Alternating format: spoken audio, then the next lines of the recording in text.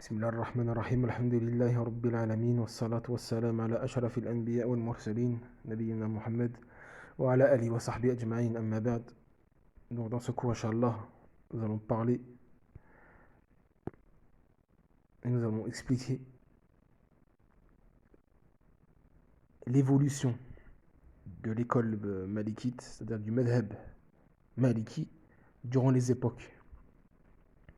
Mais avant cela, on va définir ce qu'est un madhab, une école de pensée, un madhab. Car certains pensent que c'est-à-dire le madhab, est tout ce qui est attribué à un des quatre imams de l'école, des écoles, comme avis fatwa. Il y en a, ils pensent comme ça. Beaucoup pensent que le madhab, c'est quoi? C'est tout ce qui est attribué comme avis fatwa à un des quatre imams de ces écoles.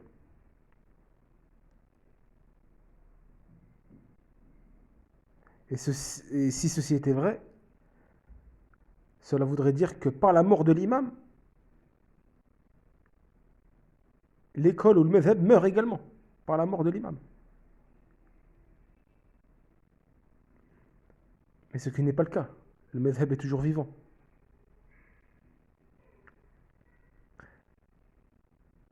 Donc c'est quoi le madhab en langue arabe? Déjà en langue arabe, c'est quoi? Dans la langue arabe. Le madhab, ça vient de dhahaba, du verbe dhahaba, aller, qui veut dire aller. Dhahaba, yadhabu, dhahaban, madhaban. Donc le madhab, c'est quoi? C'est l'endroit où on souhaite aller. C'est ça en fait, dans la langue arabe. Ça vient de dhahaba, qui veut dire aller, le verbe aller. Donc madhab, ça veut dire l'endroit où on souhaite aller. Et chez les jurisconsultes, donc la définition de madhab chez les jurisconsultes, c'est le madhab, c'est tous les avis qu'a choisi l'imam de cette école,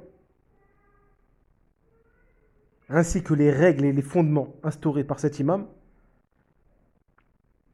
dans le but de tirer des jugements.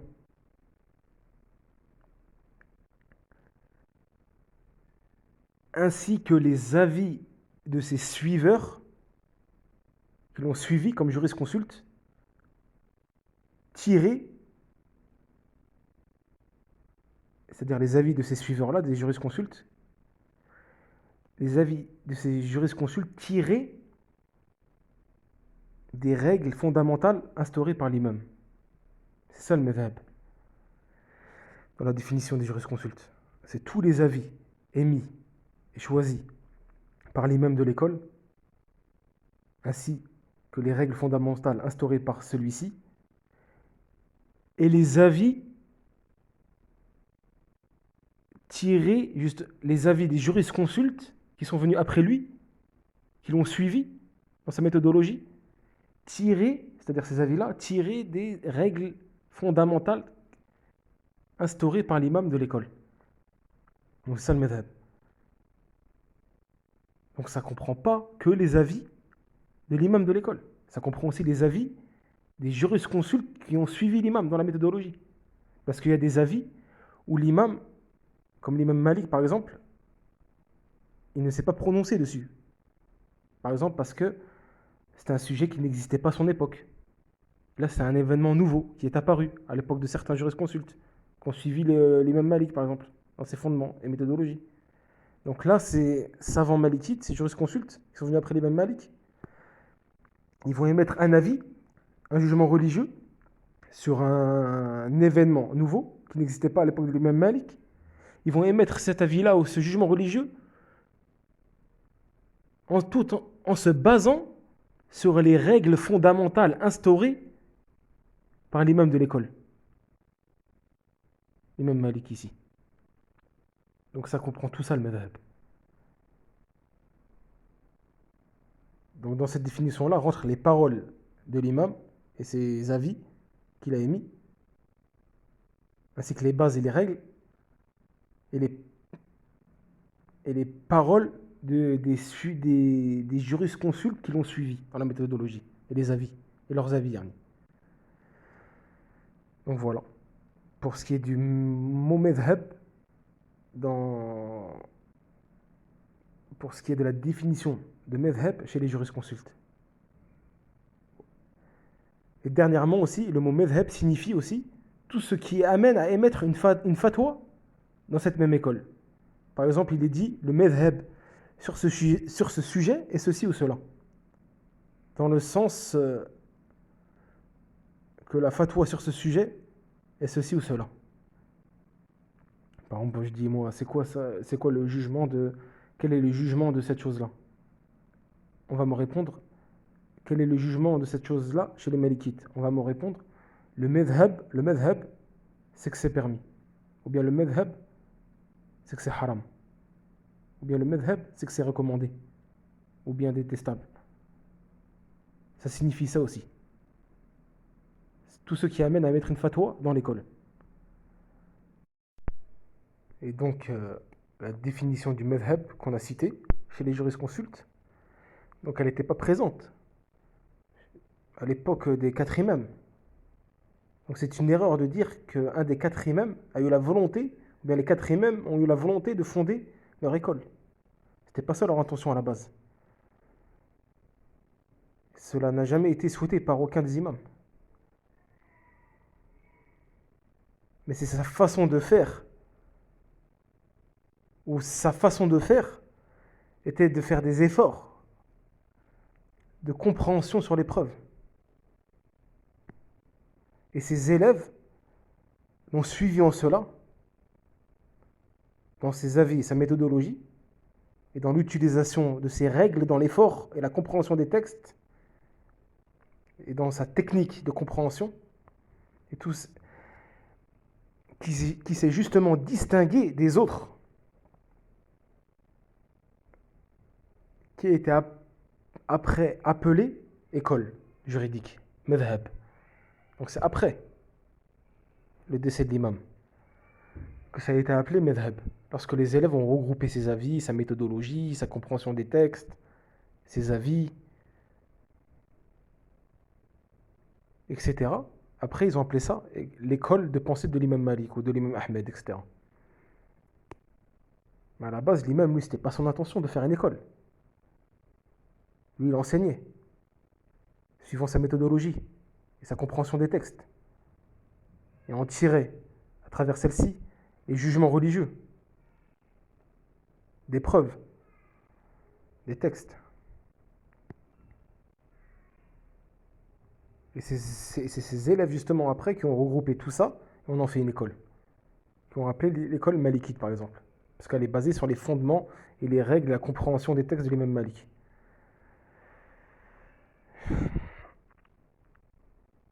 Donc, comme on avait dit au cours précédent, qu'il y avait beaucoup d'écoles, elles étaient très nombreuses, mais n'est resté que les 4 écoles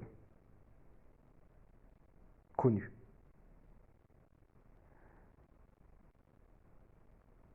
Et seul dans les 4 écoles, il y a eu un travail de purification. Il y a un travail de purification. Et il a été écrit de nombreux ouvrages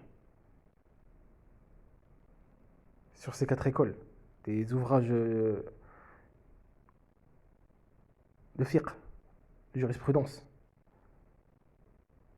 Et de nombreuses explications ont été écrites sur ces ouvrages, etc. Et un nombre important de savants sont sortis de ces écoles, et de jurisconsultes, et de professeurs, et de savants de fiqh, et de savants de usul fiqh, et des juges islamiques qui étaient affiliés à ces écoles. Et tout cela n'est présent que dans les 4 écoles. Donc c'est pour cela que nous apprenons le fiqh, nous étudions le fiqh de ces 4 écoles. Car il y a eu un énorme travail de développement et de purification. Et de livres de jurisprudence écrits selon la méthodologie de ces 4 écoles, avec leurs explications, qu'aucune école n'a connues.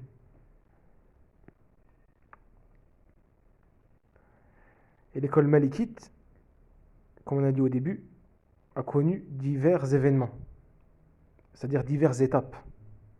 aux périodes, au fil de l'histoire, comme les autres écoles d'ailleurs. Donc déjà, les savants malikites, ils divisent les jurisconsultes malikites en deux, euh, en deux niveaux, on va dire. Les anciens jurisconsultes malikites et les contemporains. Les jurisconsultes malikites contemporains. Les anciens et les contemporains. Et ça a été cité par Derdir, c'est un grand savant malikite. Derdir, savant malikite, il a cité cela dans son charh qu'il a appelé Charh al-Kabir, qui est un livre malikite de référence. Et ils disent quoi? Ils disent que tous les jurisconsultes malikites, tous les anciens jurisconsultes malikites sont tous ceux venus avant Ibn Abi Zayd al-Qayrawani.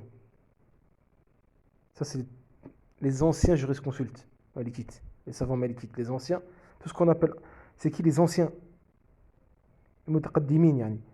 Les anciens jurisconsultes malikites, c'est tous ceux qui sont venus avant Ibn Abi Zayd al-Qayrawani. Et ceux après lui, après Ibn Abi Zayd al-Qayrawani, sont considérés comme les contemporains. Sachant que Ibn Abi Zayd al-Qayrawani est décédé en 386 de l'Hégire. Ibn Abi Zayd al-Qayrawani, il est décédé en 386 de l'Hégire.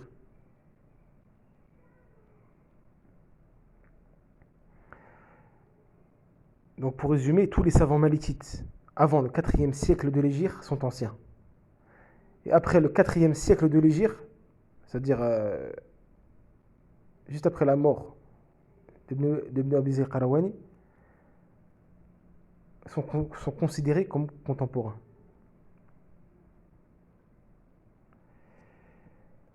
Et ça, c'est pour ce qui est la classification des savants malikites.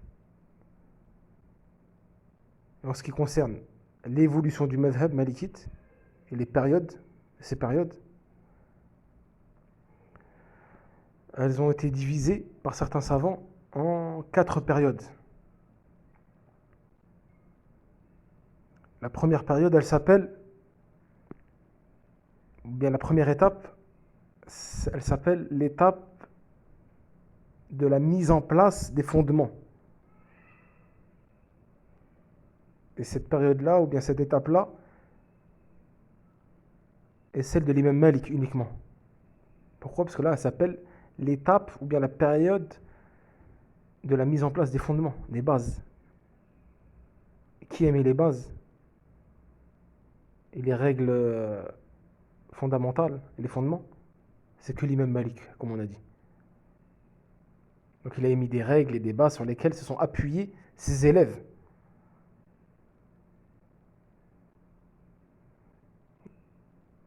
Ça, c'est la première étape, la première période qu'a connue l'école. Il y a ensuite la deuxième étape qui est appelée l'étape, ou bien la période du développement de l'école, la période du développement. Et ceci commence à la fin du 2e siècle, soit peu après le décès de l'imam Mali. Et ceci jusqu'à la moitié du 3e siècle.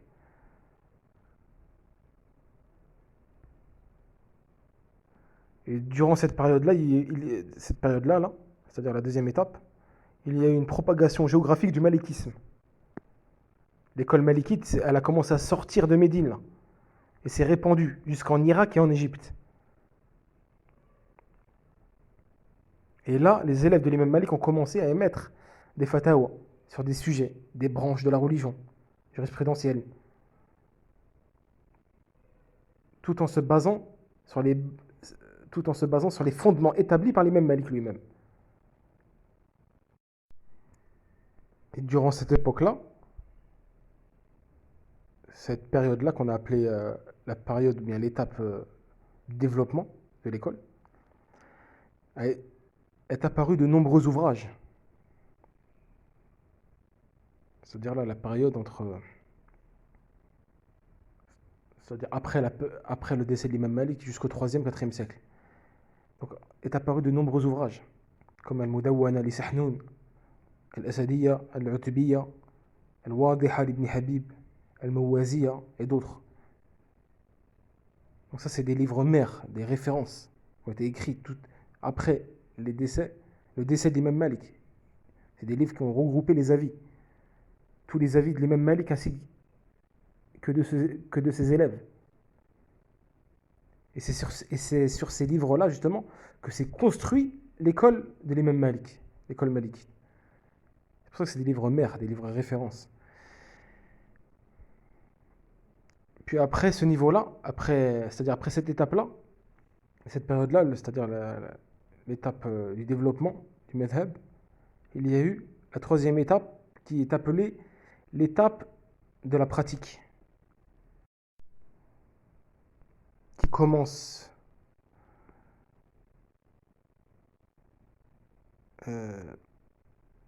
du milieu du 3e siècle jusqu'au milieu du 5e siècle. Ça fait à peu près 2 siècles. Elle a duré cette étape-là. Et chaque étape s'appuie sur la précédente. Donc pour cette troisième étape, les savants se sont appuyés, c'est-à-dire les savants malikites, se sont appuyés sur les livres qui ont été écrits précédemment, qu'on a cités en partie tout à l'heure, comme Al-Mudawwana, Al-Utbiyya, Al-Mawaziyya, Al-Muwatta aussi, que l'imam Malik a écrit durant sa vie.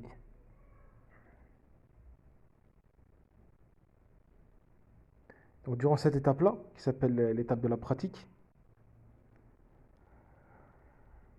là les savants malikites ont commencé à différencier les avis entre eux.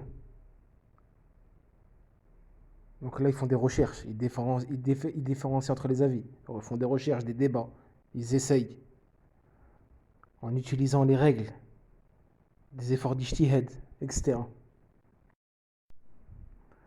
Et cette période-là fait partie des périodes les plus importantes chez les malikites, car il y a eu classification entre les avis. Et essayer de faire la différence, essayer de différencier les avis authentiques de l'imam Malik des avis faibles. Puis après cette étape-là est venue la dernière étape, qui est appelée l'étape de purification, c'est-à-dire l'étape de purification des avis. C'est-à-dire que dans cette étape-là, il y a eu la purification des avis et la prévalence des avis.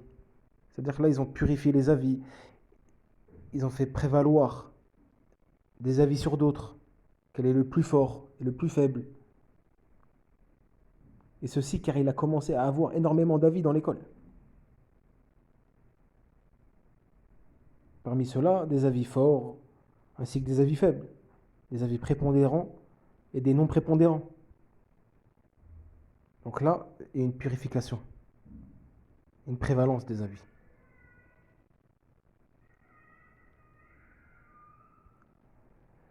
Et ce niveau est important pour la stabilité de l'école. C'est-à-dire cette période-là, cette époque-là, cette étape-là, qui est appelée étape de purification, était importante pour la stabilité de l'école. Et à partir de cette étape-là, les savants ont alors enseigné les mêmes livres en continu. Pourquoi? Car durant cette étape-là, il y a une stabilité, il y a un travail de purification des avis, un travail de prévalence entre les avis forts et les avis faibles. Qu'est-ce qu'on va retenir de l'école? Qu'est-ce qui va être l'avis retenu de l'école pour émettre la fatwa de l'école? Donc il y a eu un travail. Donc là, à partir d'ici, les savants ont alors enseigné les mêmes livres en continu, car ces livres-là, après, ont été purifiés, travaillés, ordonnés. Et dans ces livres-là, ont été cités les avis retenus de l'école, et l'avis considéré, qui est fort et non faible.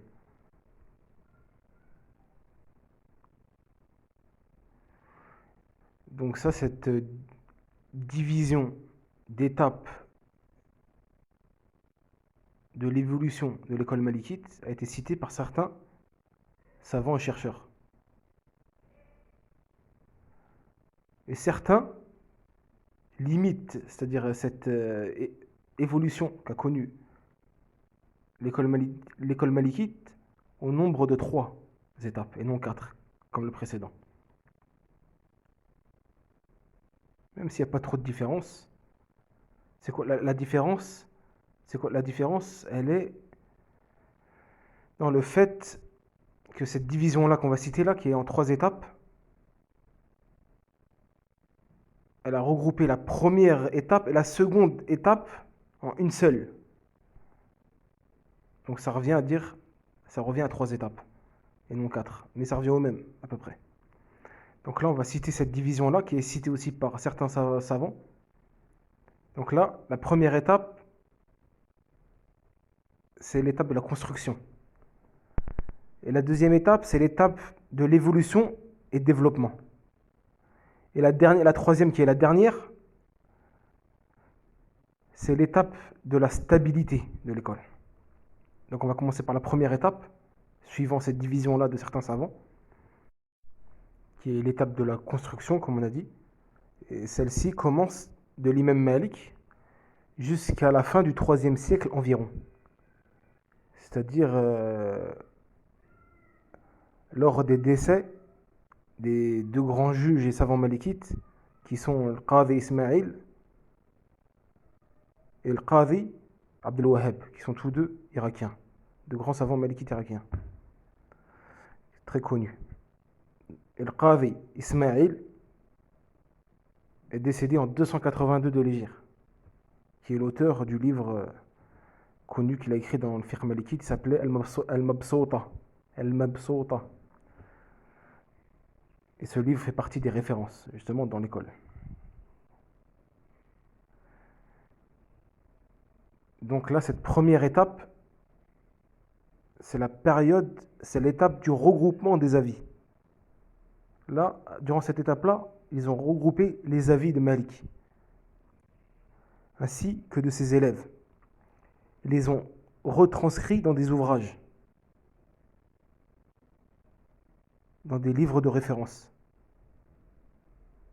Les livres qu'on a cités, je ne sais plus si on les a cités tout à l'heure. Je crois qu'on les a cités. Al-Mudawwana, Wal-Mawaziyya, Wal-Utbiyya. Donc là, durant cette période-là, c'est pour ça qu'on appelle ça la période de construction. Là, durant cette période, les savants malikites ont regroupé c'est-à-dire de l'époque des Imam Malik jusqu'au 3e siècle environ, à la fin du 3e siècle, ils ont regroupé tous les avis de Malik, ainsi que ses élèves, dans des ouvrages de référence. Ils les ont retranscrits. D'où l'appellation de cette étape, l'étape de la construction. Et ses élèves, comme on a dit, c'était Ibn al-Qasim, Al-Ashhab. Ils ont regroupé les avis d'Ibn al-Qasim aussi. Et de Ashhab, qui était l'élève de Malik aussi. De As'ad ibn al-Furat, Ibn Wahab aussi.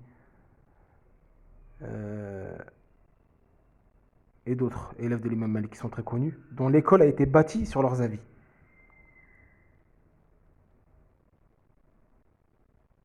Et ces livres de référence qu'on a cités tout à l'heure sont pour la plupart encore présents, comme le livre Al-Mudawwana de Sahnoun,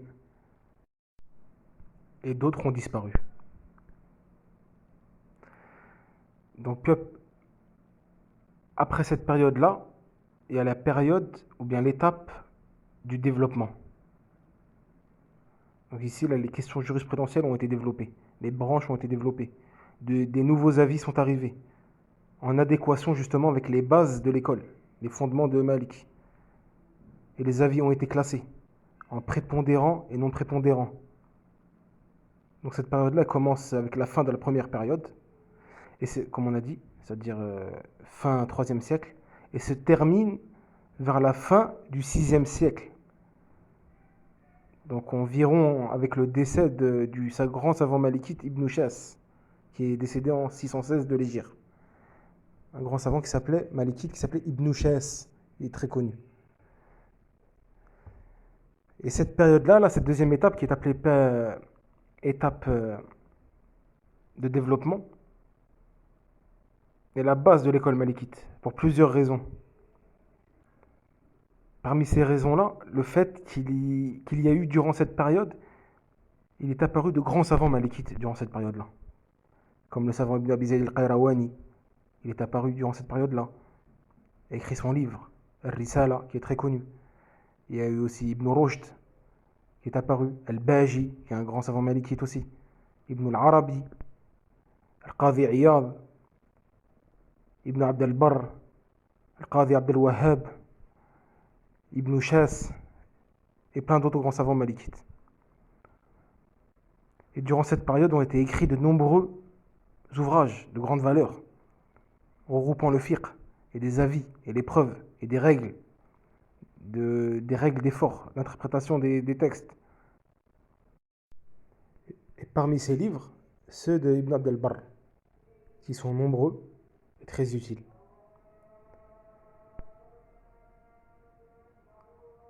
Cependant, ces livres-là qui ont été écrits durant cette période-là ne sont pas voués à l'enseignement parce qu'ils sont un peu volumineux et très détaillés. Contrairement aux livres de la troisième période dont on va parler, durant la troisième période dont on va parler, sont arrivés les livres résumés, les épîtres concis qu'on appelle moutoun, qui sont justement voués à l'enseignement. Et l'étudiant universitaire, par exemple, un étudiant qui étudie à l'université, qui va étudier le fiqh malikite, aujourd'hui, il lui est donné les gros livres, justement, qu'on a cités dans la deuxième période, là, tels que l'explication d'Al-Maziri, du livre Talqin, qui s'appelle Talqin. Al-Maziri, il a fait l'explication, mais c'est volumineux. Ou le livre de Al-Bayan wa Tahsil d'Ibn Rushd. Ou bien le livre Bidayat al-Mujtahid d'Ibn Rushd. Donc ça, c'est des livres compliqués, qui sont assez volumineux. Donc certes, il va connaître la grande valeur de ce livre lorsqu'il va l'étudier, mais il n'y aura pas de fruit pédagogique. Donc ceci fait qu'il ne retiendra pas grand-chose de ces livres-là. Car la méthodologie de nos anciens savants, et dans la méthodologie de l'apprentissage du fiqh, que ce soit dans le fiqh ou d'autres sciences, qui n'est pas le fiqh, c'est la méthode des textes concis, des moutoun. On commence par les moutoun, en apprenant le matn, et en étudiant, et le comprenant. Puis après, on va terminer cela par différents livres plus volumineux qui sont des références. Ça, c'est la deuxième étape. Mais si tu ne commences pas par les épîtres concis, tu ne vas rien apprendre. Si tu commences par les gros livres, il te restera rien. Donc ceux qui utilisent la méthode de prendre de gros livres dès le début ont un manquement.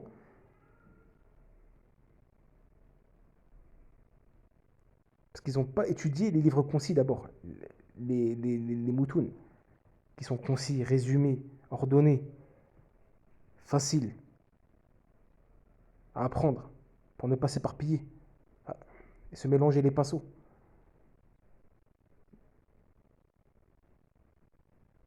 Donc les livres de la deuxième période, qui sont plus volumineux, ça c'est après avoir étudié les épîtres concis. On va terminer par ça, pour faire des recherches. Et les livres de la première période, qu'on a cité aussi tout à l'heure, Al-Mudawwana, Al-Utbiyya, Al-Mawaziyya, etc. Maintenant, on n'a pas un grand besoin d'en profiter. Car déjà dans ces livres-là, ces gros livres-là, il y a plusieurs avis différents sur beaucoup de sujets. Et pas très ordonnés aussi.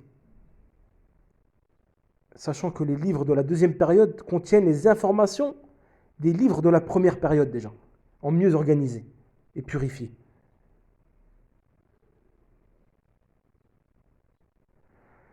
Donc on n'a par cela pas le grand besoin de revenir aux livres de la première période, comme Al-Mudawwana ou Al-Utbiyya, etc. Donc la meilleure méthode, c'est quoi? C'est de profiter, d'étudier les livres concis, les moutoun, puis après,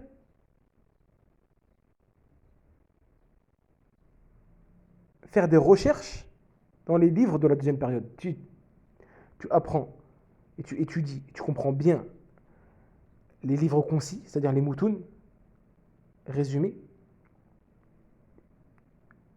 Une fois cela fait, tu vas faire des recherches dans les livres plus volumineux.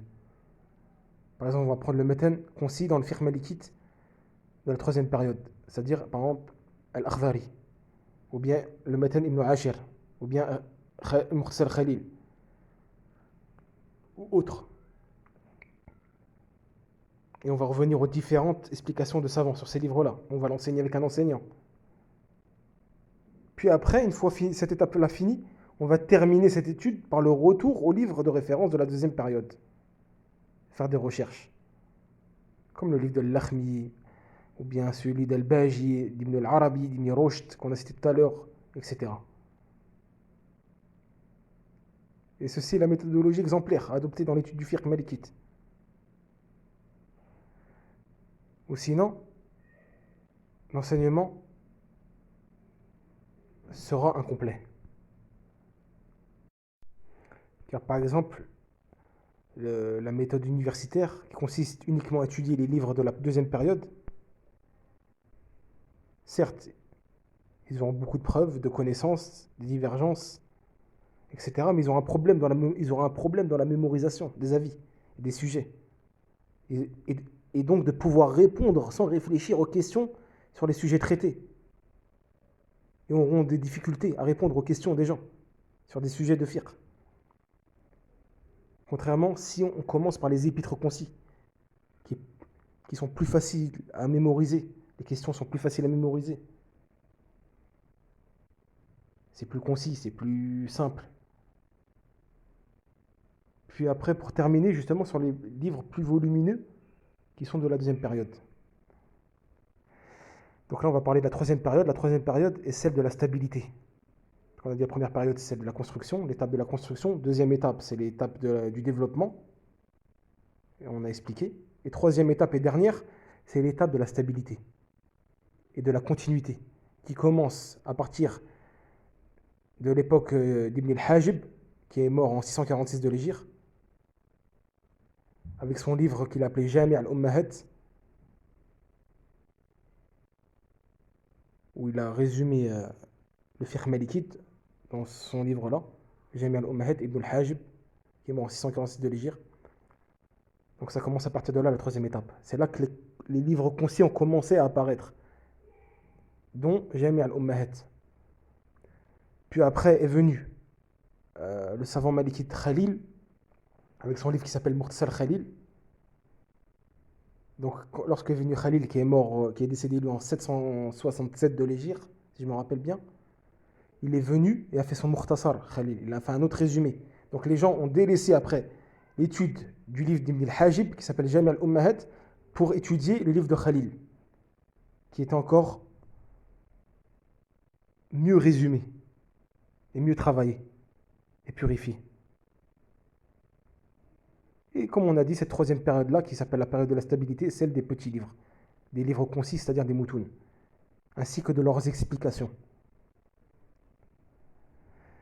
Donc voilà, pour ce qui est de l'évolution de l'école malikite. Walhamdulillahi Rabbil Alamin.